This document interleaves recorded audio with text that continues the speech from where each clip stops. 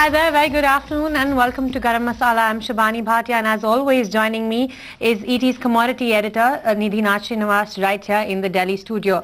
First up is our top story and we are focusing on sugar. Those details. Moving on, there may be protest over genetically modified foods, but this technology may be the key to our future food security. ET Now's Nidhi Sharma caught up with Dr. Shantanu Shantaraman, an international biosafety consultant, and began by asking him about the controversy surrounding BT brinjal. So what is this controversy about BT brinjal all about? This BT brinjal controversy is something that has been orchestrated by a vested group of non-governmental organizations and environmental activists in the country with the support of international activist groups like Greenpeace and the Friends of the Earth and such organizations. The controversy they have creating is to tell the public that genetic engineering is unsafe. Genetic engineering applied to plants and animals are no good. It's against nature. And BT brinjal particularly is going to be very unsafe for human consumption and for long-term environmental impact of this crop in agriculture. That is the nature of this BT brinjal controversy in the country. How useful is BT brinjal for country? BT brinjal for the country will be extremely useful, will make a very significant impact by trying to cut down the use of chemical insecticides because of the use of BT gene in BT brinjal.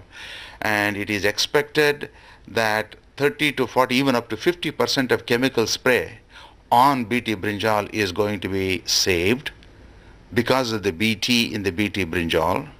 And then more importantly, the yield potential will be fully realized by offsetting the loss due to insect attack, which means in reality, at the ground level, farmers will be able to benefit from increase in yield, which is the indirect benefit of this technology. How can GM crops help India in increasing its productivity as well as having a food security?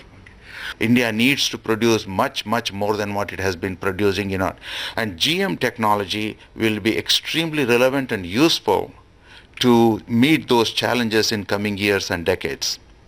Now, GM technology is not going to solve all the problems in agriculture.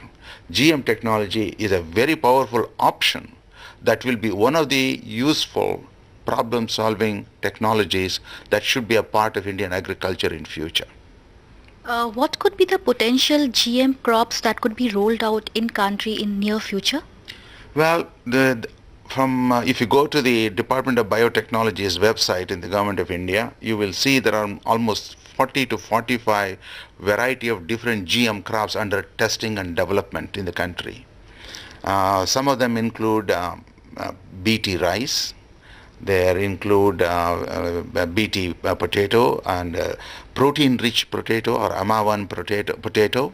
And then they have GM papaya. They have GM tomato, which is delayed fruit ripening tomato. And the list goes on. There are quite a few that are in there. But to answer your question about when exactly it will be rolled out, we all hope it will be rolled out in the next few years.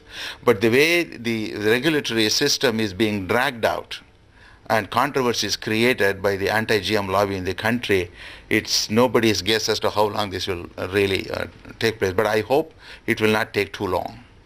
How robust is the Indian regulatory system?